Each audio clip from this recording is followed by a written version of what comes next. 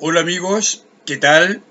Bienvenidos a nuestro programa de hoy, lunes 5 de febrero, aquí en Política con Carreño. Recuerden que el lunes 29 de enero iniciamos un ciclo sobre la educación. ¿Recuerdan, no? Y vamos a continuar los días lunes con este ciclo de conversación en torno al, a la educación pública, al drama de nuestra educación pública. Ese día, lunes 29, en nuestro primer capítulo, eh, hicimos una introducción y terminamos el programa cuando analizábamos la diferencia entre el pensamiento abstracto, que es el pensamiento que ha regido prácticamente la universidad chilena, en desmedro del pensamiento concreto, ¿verdad? Ese pensamiento que está vinculado con la realidad, con la cotidianidad que nos rodea.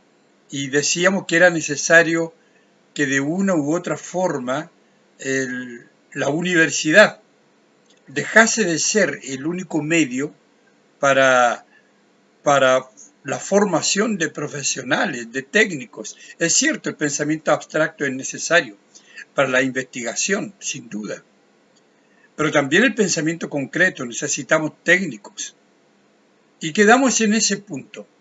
Estábamos viendo eh, la necesidad de volver un poco a lo que había antes. Antiguamente estaba la Universidad Técnica del Estado, que es la actual USACH, la Universidad de Santiago, ¿no? Y valorar los colegios industriales, por ejemplo, aquellos institutos profesionales. En fin, hay varias cosas que son necesarias realizar en el ámbito de nuestra educación. Pero en este momento estamos analizando, conversando, amigos, sobre la educación pública, que se nos dijo que iba a ser de calidad y gratuita. Bien, eh, hay varios autores, ¿no? Como David Goodhart, en su libro Head, Hand and Heart, ¿verdad? Que dice que desde la pandemia la inteligencia está sobrevalorada y el trabajo manual debiera valorarse más, claro, debiera valorarse más el trabajo manual.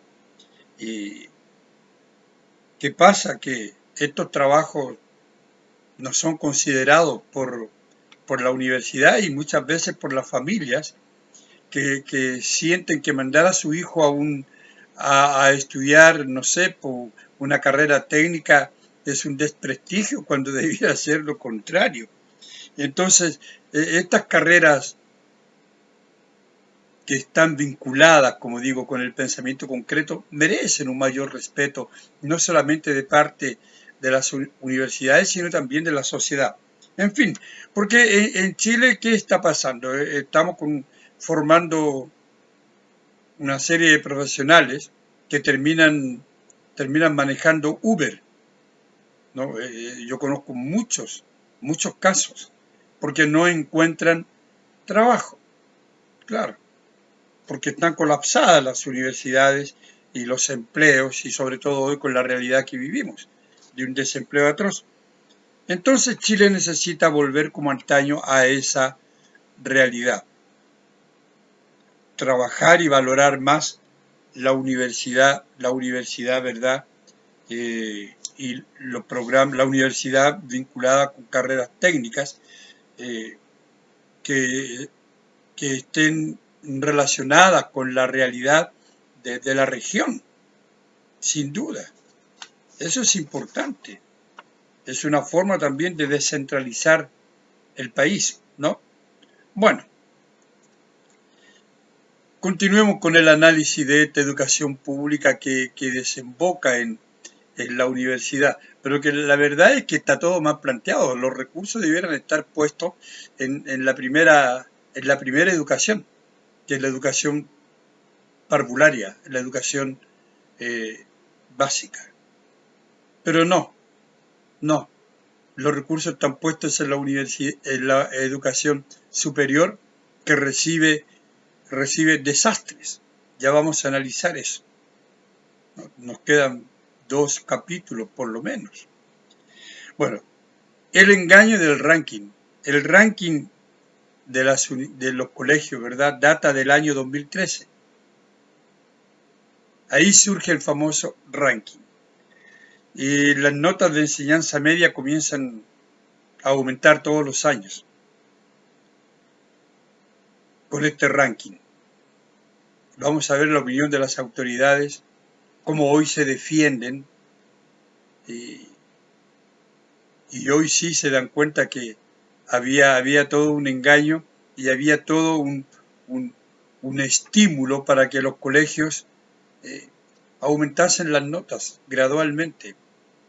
Y vamos a ver el caso de Carla Zamora, que no lo vamos a terminar en este capítulo. Y yo creo que en el capítulo del 12 de febrero vamos a ver qué pasa, cómo culmina el caso de Carla Zamora, esta estudiante de un colegio allá de La Ligua, un colegio Gabriela Mistral, ¿no?, con un alto índice de vulnerabilidad. Pero no nos adelantemos, vamos a tocar también a Carla en este capítulo. A pesar de este aumento gradual, favorecido por el ranking, en que las notas, los colegios comenzaron a aumentar deliberadamente las notas para que los estudiantes tuviesen más opciones de postular a la universidad, es el gran engaño, ¿no? Bueno, los resultados del CIMSE y de pruebas internacionales como PISA demuestran exactamente que todo esto no es más que un engaño, no acompaña el aumento de notas del ranking, ¿no es cierto?, este ranking inventado del año 2013 y propuesto por Solesi, que en ese momento era vicepresidente del CRUSH y que después fue rector de la USACH. Bueno, la historia en todo caso se remonta al año 2011. Recuerda a Andrés Barrios, que fue asesor en su época del ministro Harold Meyer, ¿no? Bueno, en el año 2012 dice, era asesor del ministro de Educación ese año. Y los movimientos, recuerda él, estudiantiles del año 2011, presionaron políticamente para generar cambios. ¿Recuerdan el movimiento Los Pingüinos 2011? Entonces hubo una presión política por parte de estos movimientos para hacer cambios en la educación. Claro, bajo el lema, ¿no?, de universidad gratuita y de calidad. Entonces todo el mundo, y esto y el CAE, ¿verdad?, presionaron, y hoy tenemos el desastre que tenemos en la educación superior. Pues bien, entonces la idea era intentar, lo dicen ellos, hacer frente al sistema de admisión de selección universitaria, lo que hoy se ha llamado por la parte de las autoridades actuales la democratización de la educación, y que yo he llamado la democratización de la mediocridad, ¿no? La directora del DEMRE, el ministro de Educación, felices porque 80-90% de los estudiantes de enseñanza media, o sea, de cuarto año medio, tenían la posibilidad de postular a la universidad. Un engaño total, pero en fin. Entonces, siguiendo con esta historia, ¿verdad?, de lo que ha sido este cambio nefasto, ¿verdad? Bueno, este ranking, esta acomodación para favorecer a los colegios municipales y a los colegios subvencionados pagados, en fin. El 31 de enero de 2013, el informe Pearson, ¿no? Mostró falencias en la PSU. Falencias, además, por todo conocido. Entonces, Grant dice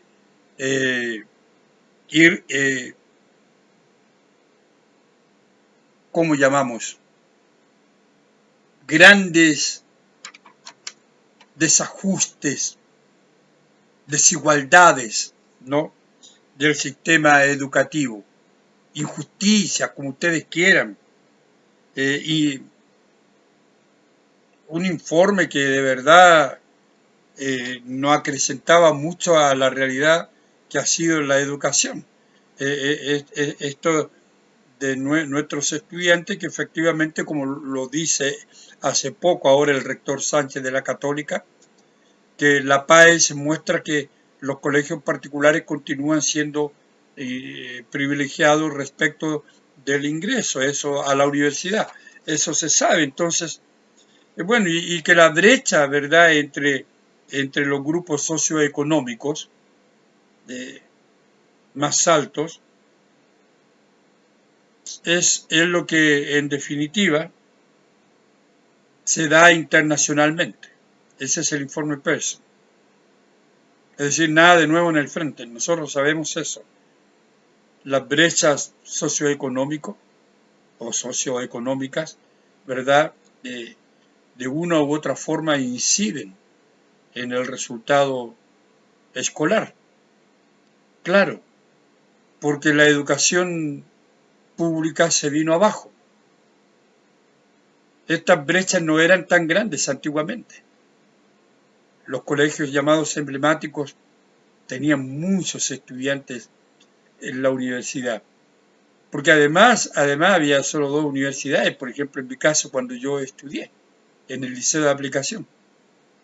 Estaba la Universidad de Chile y la Universidad Católica y la Universidad Técnica del Estado. Eso aquí en Santiago, no había más.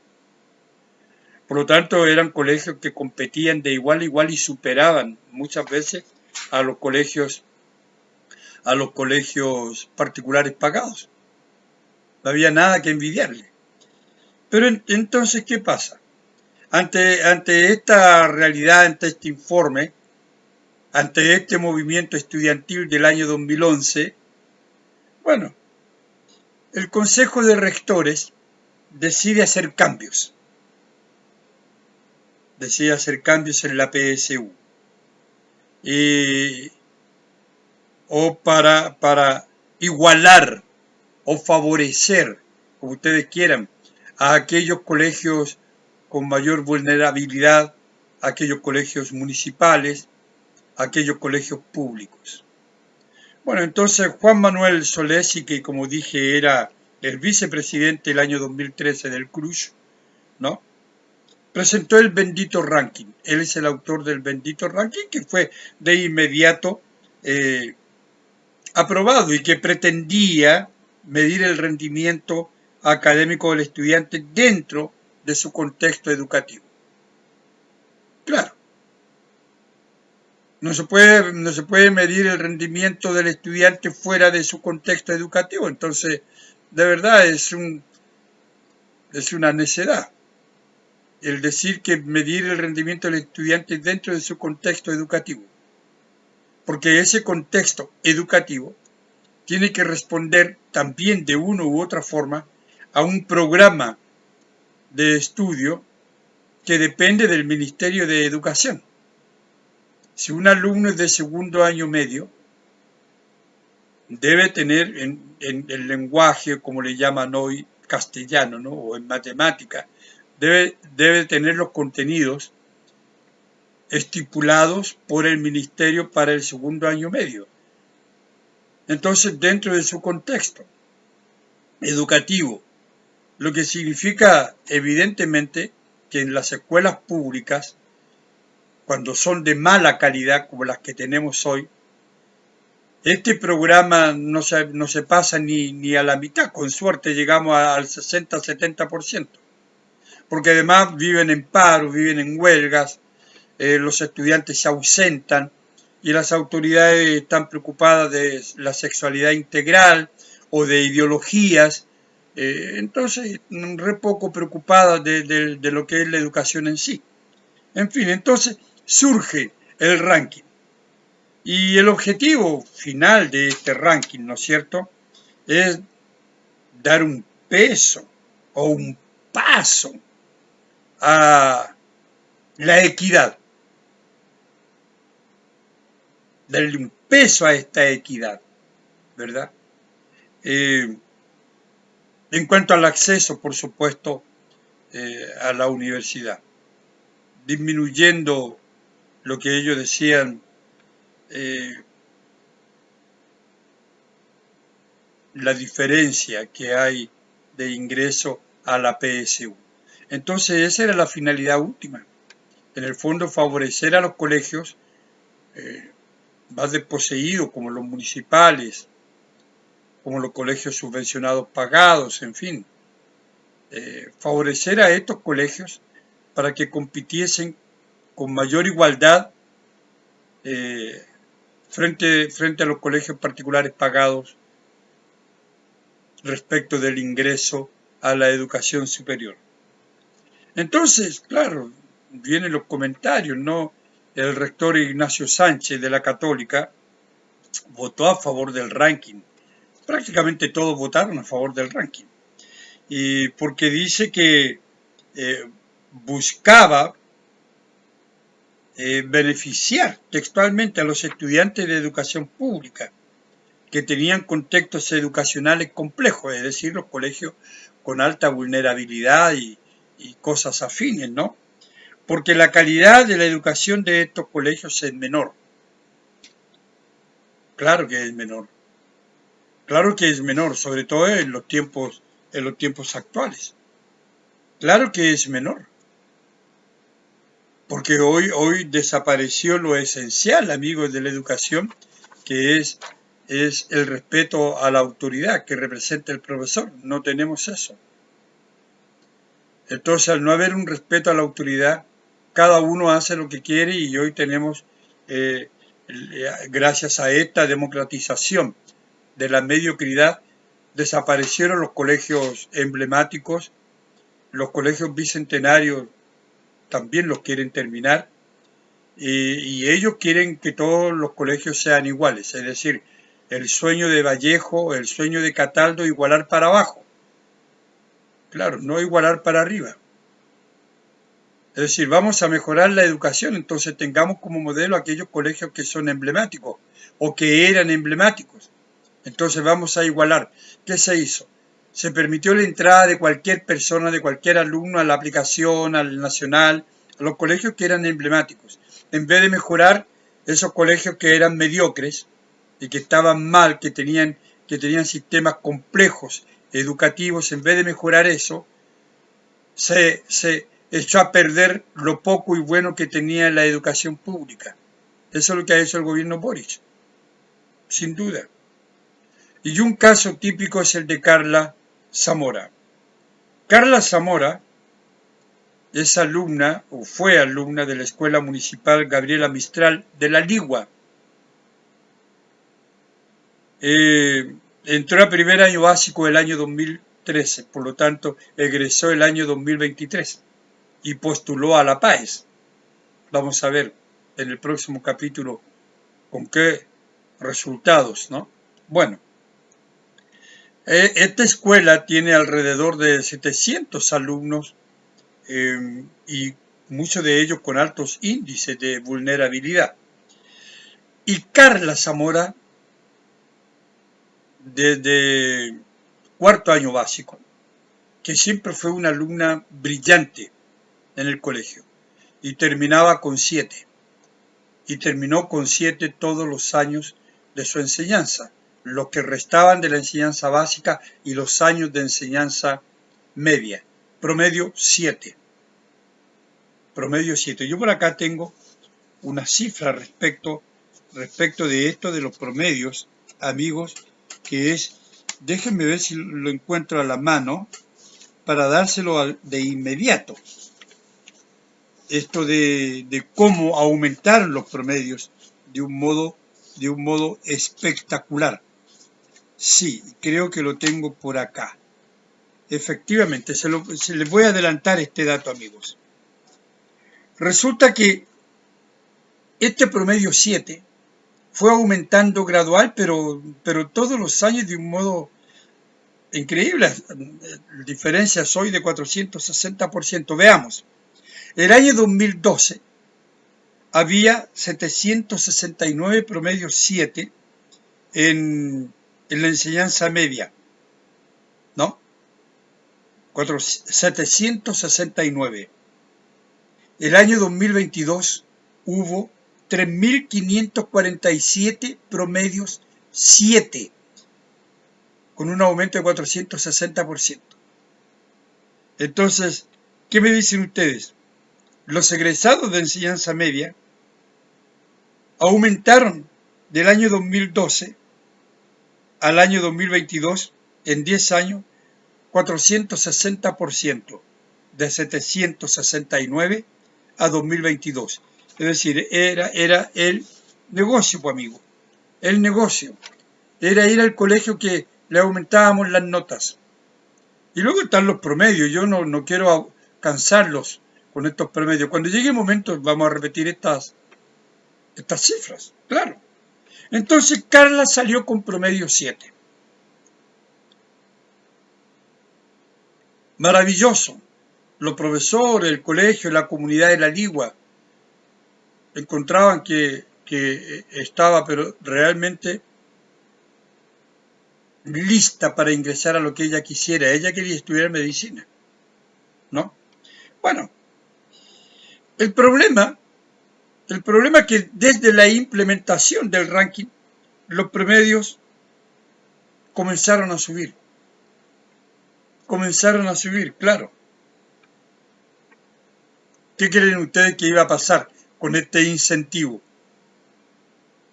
Con este incentivo del ranking de notas. ¿Qué creen ustedes que iba a pasar? ¿Ustedes creen que Solés y Sánchez y la gente del Crush no sabía que esto iba a pasar? Ellos dicen que no. Pero hay opiniones encontradas, distintas, entre lo que piensa Solesi y lo que piensa Sánchez, por ejemplo. Lo vamos a ver si alcanzamos en el programa de hoy, o si no queda para el programa del 12. Porque hoy tratan de justificar lo que no tiene justificación, el descalabro del ranking y el descalabro de la educación pública que ellos han provocado, para beneficiarse ellos como rectores de universidades. Claro, un asunto económico, no creo en la honestidad de estos rectores. Pero voy a llegar a eso. Sí. Según el CEP, ¿no? El Centro de Estudios Públicos, el año 2012, la media fue 5,3 en los colegios municipales. 5,3. 5,6 en los subvencionados pagados y 5,9 en los particulares pagados. Es el año 2012. En cuanto que el año 2019, estos porcentajes habían aumentado de 5,6 el año 2019, habían aumentado 5,6, 5,8 y 6,1. Entonces, sin duda, de 5,3 a 5,6, de 5,6 a 5,8 y de 5,9 a 6,1 respectivamente. Es decir, esos eran los promedios en estos colegios, ¿verdad? Municipales. Y las notas subieron, como decíamos, gradual y progresivamente, todos los años, hasta llegar al absurdo de tener el año 2022 3.000 y tantos finales 7.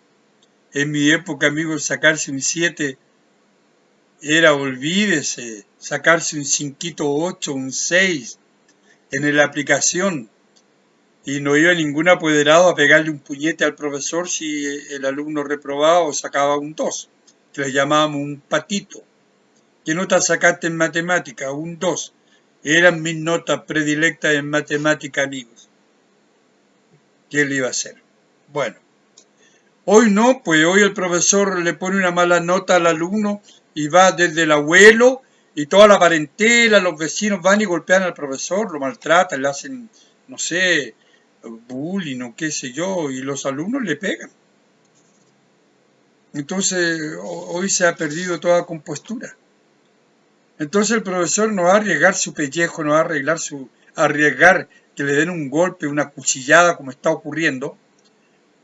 Ay, le pone un 4. Yo tengo profesores, amigos, que dicen que en la universidad, y esto es en serio, amigo, que los alumnos le reclaman, van donde el director, van donde el jefe de departamento, y el director llama al profesor y le dice, oye, ya, pues mira, estos alumnos están acá reclamando. Así que el profesor, ¿qué hace?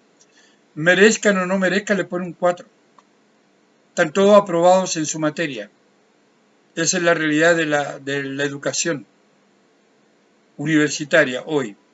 En muchas universidades, no sé si será en todas, pero en muchas. Y yo tengo un amigo que hace un par de años me contaba que en una carrera para profesor, ¿no?, de castellano, de lenguaje como le llaman hoy, el profesor podía titularse sin haber leído el Quijote o sin haber leído la novela clásica española. ¿Por qué? Porque no había presupuesto para pagar profesores del Quijote y novela picaresca, por ejemplo. Bueno, eso es todo. Entonces es posible que haya un profesor de castellano que esté enseñando por ahí y nunca haya leído el Quijote. Eso, eso, eso, amigo, es como cocinar un picarón y no hacerle el hoyo, pues. Es lo mismo. Pero eso es lo que tenemos hoy en educación. No estoy contando historias inventadas, son realidades. 50 años de educación, amigo, de profesor, de enseñanza media y muchísimos años en mi vida académica. Entonces he conocido y visto mucho. Bueno, Carla Zamora, amigos, se cuestionaba este hecho, sabía esta realidad. Este es un reportaje muy interesante de la tercera domingo del 14 de enero, ahora de este año, claro. Hay un reportaje interesantísimo y toda esta documentación que yo estoy conversando con ustedes, transmitiéndole, está en la prensa nuestra. Está en Bio Bio, está en el Mercurio, está en la Tercera, está en nuestra prensa, en declaraciones de autoridades. Entonces no hay cuestiones inventadas por mí. Y el caso de Carla Zamora está, como le digo, en la tercera domingo del 14 de enero de este año. Ustedes pueden conseguir la tercera, verla en internet. Muy interesante. Bueno, Carla Zamora sabía de esto y se cuestionaba esto. Dice, el colegio evalúa las calificaciones con un porcentaje menor de dificultad. ¿Y qué fue lo que dijo la directora del DEMRE? A propósito de que es el organismo que hace la prueba de ingreso, la PAES en este caso. Bueno, que ellos habían hecho preguntas más fáciles. Habían hecho una prueba con preguntas más fáciles. Es la democratización de la mediocridad, pues. Y Cataldo celebraba, ¿no?, que el 80-90% podrían postular. Esa es la mentira, pues el engaño. Hacia eso condujo, en parte, este ranking mentiroso, engañoso, falso, que estas autoridades del CRUSH inventaron en el año 2013 a iniciativa y como propuesta de Solesi, que después fue rector de la Universidad de Santiago. Bueno, dice Carla Zamora, el colegio evalúa las calificaciones con un porcentaje menor de dificultad. Y luego agrega, siempre supe que el colegio evaluaba de esa forma. Entonces sentía que mis notas o que mis conocimientos eran menores a alguien de un colegio particular o subvencionado. Son palabras de Carla Zamora. Siempre tratan de ir a un ritmo más lento. Se quedan como ensacados, dice Carla Zamora. Sabían que en otros colegios quizás no me iba a ir tan bien. Ella dice, sabía que en otros colegios quizás no me iba a ir tan bien. Uno se siente bien al momento de sacar buenas notas. Estas son las palabras de Carla Zamora, hoy con 18 años. Alumna del Colegio Gabriela Mistral, Colegio Municipal Gabriela Mistral de La Ligua. Como dije, un colegio con cerca de 700 alumnos y muchos de ellos con un alto índice de vulnerabilidad. Entonces, claro, esta alumna fue una alumna brillante, de nota 7, egresó con 7. ¿Sí? Como esos 3.460 y tantos estudiantes que egresaron con 7. Es decir, un regalo, un regalar notas, un arreglar notas, en un acto de verdad bastante indecente. Pero, como en un momento dice este Barrios, que fue asesor del ministro de Educación, como dije, Harold Meyer,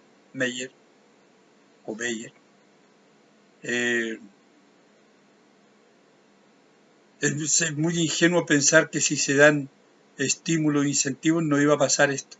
Claro que iba a pasar esto. Bueno, no lo habían previsto, ¿no? No lo habían previsto. Según las autoridades y el rector Ignacio Sánchez, ¿no?, de la Universidad Católica, dice, no consideramos que iban a existir incentivos maliciosos. No se analizó como un gran riesgo, y si se hubiera puesto como un gran riesgo, probablemente hubiéramos analizado ese riesgo en su mérito. Vean las contradicciones de Sánchez, ¿no? Rector de la Católica. Es un cantinfleo, rector, Ignacio Sánchez.